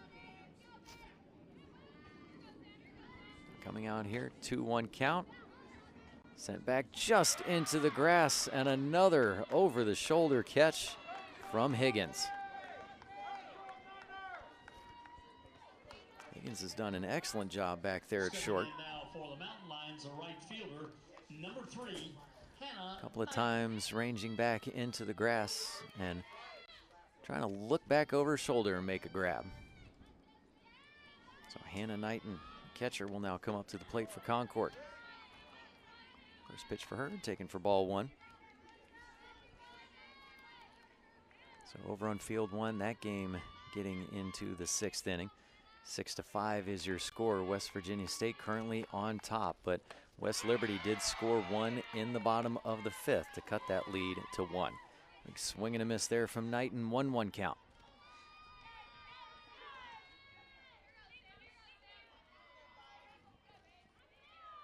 Knighton, the right-hander, will dig back into the batter's box. She'll take a ball on the outside here.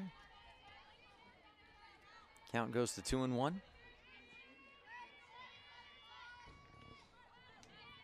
Knighton was 5 of 10 in the doubleheader finale at Davis and Elkins on the 1st. 3-1 count now. Knighton is 1 of 2 so far in this ball game. Had a single into left field her last time up in the bottom of the 3rd. Jarvis will miss, and Knighton will draw the walk.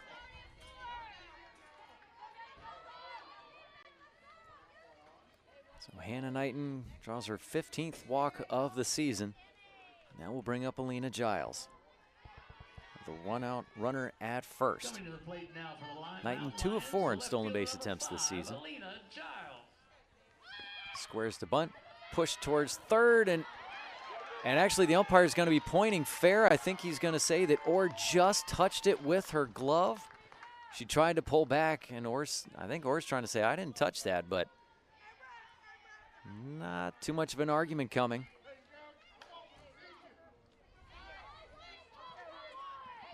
So the bunt was pushed down the third base line. Let's take a look at this again. Coming just down the line, and Orr then pulls back and tries to say, I didn't touch it, but that might have been her foot. Either way, touched by the defender in fair territory. So it is a fair ball. So 2 runners on base. Knighton at second, Giles at first, Schulter at the plate, and a 1-0 count. Pop back foul, first base side. Makes a nice clang on top of the metal roof, over top of the stands. Now, last year when I was here, we got to hear a whole bunch hit off the roof of the press box. I haven't really been hearing too many thuds over top of our heads today, or throughout yesterday either. 2-1 count. 1 away. Excuse me, 1-2 count. I'll have that straight in a moment. And Schulter will take another one in the back. It's the second time she's been drilled, this time by a different pitcher. It brings to the plate the pitcher, number 1, Reagan. So the bases are loaded for Concord as Schulter's going to take an opportunity to kind of walk this one out a little bit. I mean, twice getting drilled in the back. The first time from Nealand, that was back in the bottom of the second, and Jamerson came in to run. So bases are loaded for the pitcher, Reagan Hintz. Can she give herself a little run support here? First pitch taken outside for ball 1. Hintz has driven in 4 runs this season. And she'll call for time. She needs to be a little careful there. She called for time and just immediately stepped out of the box. The umpire doesn't have to grant time if he thinks the pitcher's about ready to throw. Driven back foul. 1-1 count. And that sun is completely shining here at the James Moyer Sports Complex in Salem, Virginia.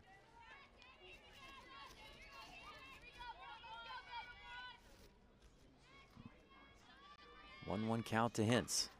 Line towards right field. That's going to drop in for a base hit. 1 run will come in to score. They're going to wave around a second. The throw home was in time, but gets away from Westling. 2 runs come in to score.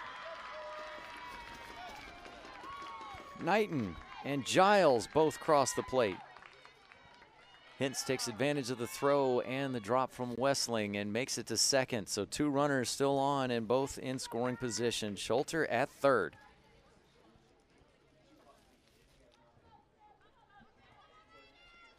Ball just gets away from Westling. The throw coming home, and you could see a little slap against her leg, showing her frustration. They will have a pinch runner out at second base, as that will be number 7, Josie Irvin. He was also a pitcher, junior from Lewisburg, West Virginia, and Greenbrier East High School. Coming to the plate now for the Mountain Lions, the second Again, baseman, pinch runner number 7, Josie Irvin. At second for Reagan Hintz. Schulter still at third. Dodson at the plate, and she will foul one off. Concord now on top 3-1 in the bottom of the 6th. So they will be putting the pressure on Davis and Elkins when they come up to the plate in the top of the 7th. Popped up foul, or trying to go after it as well as Montgomery. Neither one can get there. 0-2 count.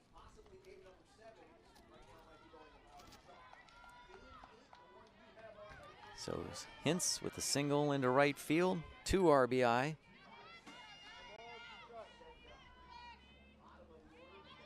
Error on the catcher, unfortunately for her, allowing that second run to be able to score, because that throw from right field was in time. They had a shot to get her. 1-2 count.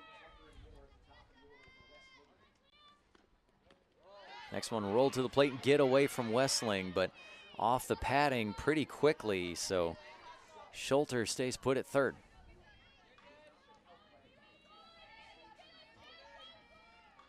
I think she's possibly trying to tell her coach, I don't know if I got a good jump on that one, so she just went back. Popped up in the infield. Orr comes over from third and will make the catch.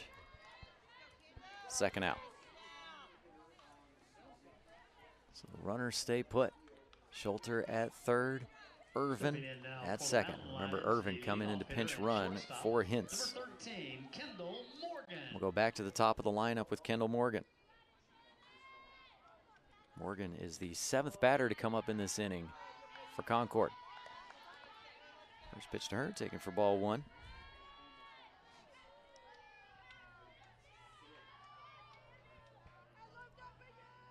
See if I can recap this half inning for you. Morgan starts to call times, not granted. Pulled foul. So Hollis came up first, popped out to short on another over-the-shoulder catch from Higgins. Knighton drew a walk. Giles also getting on board from the bunt single. And Schulter plunked in the back. That loaded the bases.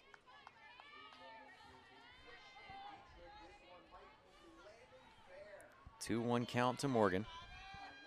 Then Hintz with a single into right field. That drove in 2. And that got us to the 3-1 score. Line drive into left, but Montgomery comes up and makes the catch for the final out of the inning. But the pressure is on for the Senators' bats. Can they do it in the top of the 7th? Or can Concord hang on to try and play the doubleheader today and keep the season alive? Stay tuned and find out. Top of the 7th up next on MEC TV. Your score, the Concord Mountain Lions 3.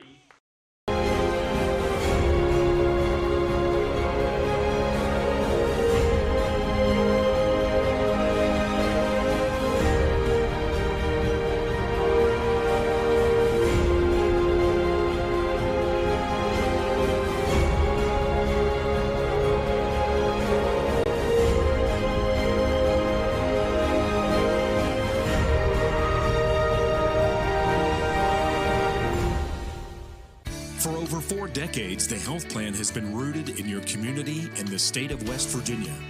A steady part of your family and your business. We're here for you with health services designed to manage and improve your well-being. The health plan is powered by a team of dedicated healthcare professionals and trusted local partners. Because your health deserves more than just coverage. It deserves commitment. The health plan. Here for you.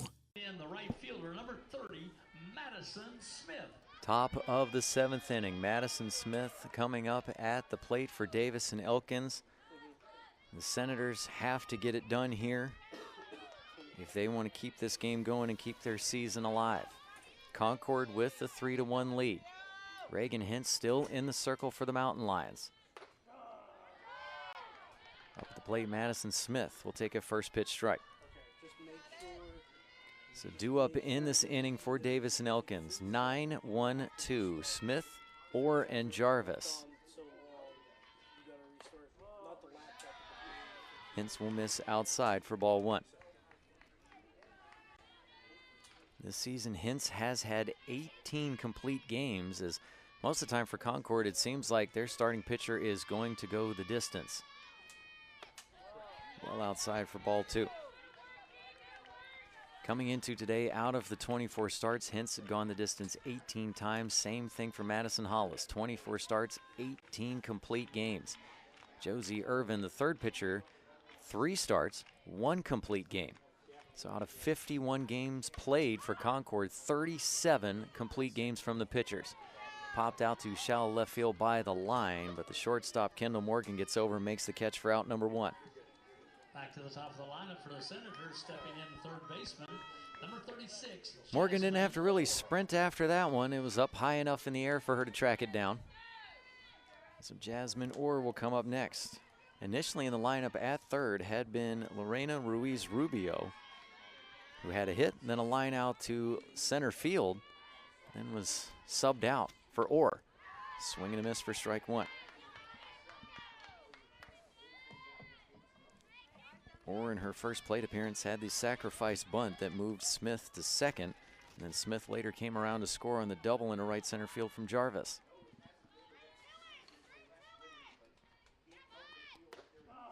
Hintz gets a strike on the outside. 0-2 count. Still in the bottom of the 6th over on field 1. West Virginia State hanging on to the 1-run lead at 6-5. Swing and a miss. Orr goes down on the strikeout, and Hintz is fired up. 3 straight pitches for the K, her 5th of the afternoon, and 2 away in the inning. Davis and Elkins down to their final out of the season. And it's up to Sammy Jarvis.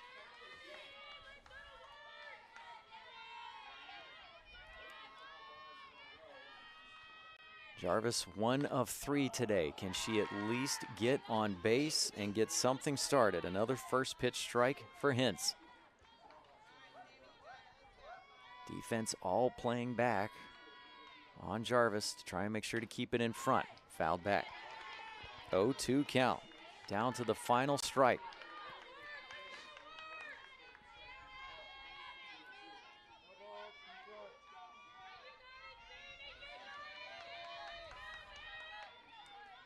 Jarvis will step back in.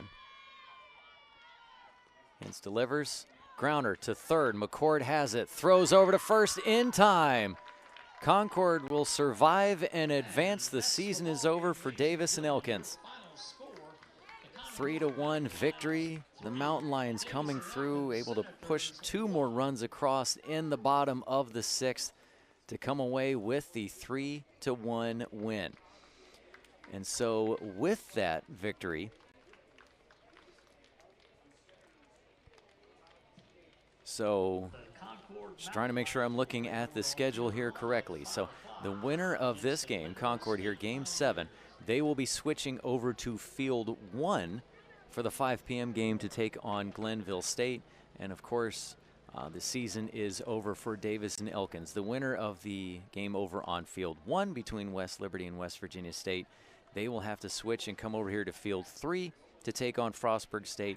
Again, that game is scheduled at 5 p.m. as well. But I have to wait and see how this big battle over here on Field 1 is going to play out. And you always hate to see this. The hugs at the end of the game when you know the season is over and it does not end with a championship. Always hard to see those seniors for any team when the season comes to a close. But Concord gets the victory. A couple people I'd like to thank for the broadcast. My statistician sitting over to my right side, R.J. Licey, and my producer to my left, Robbie Mounts, as well as our camera crew did a great job, especially finding that nice little shot there on the taped up foot for Reagan Hintz to kind of see how that was going. Great appreciation to our crew. So with that, I'd like to say once again, your final score in an elimination contest, Concord survives and advances, gets the win 3-1.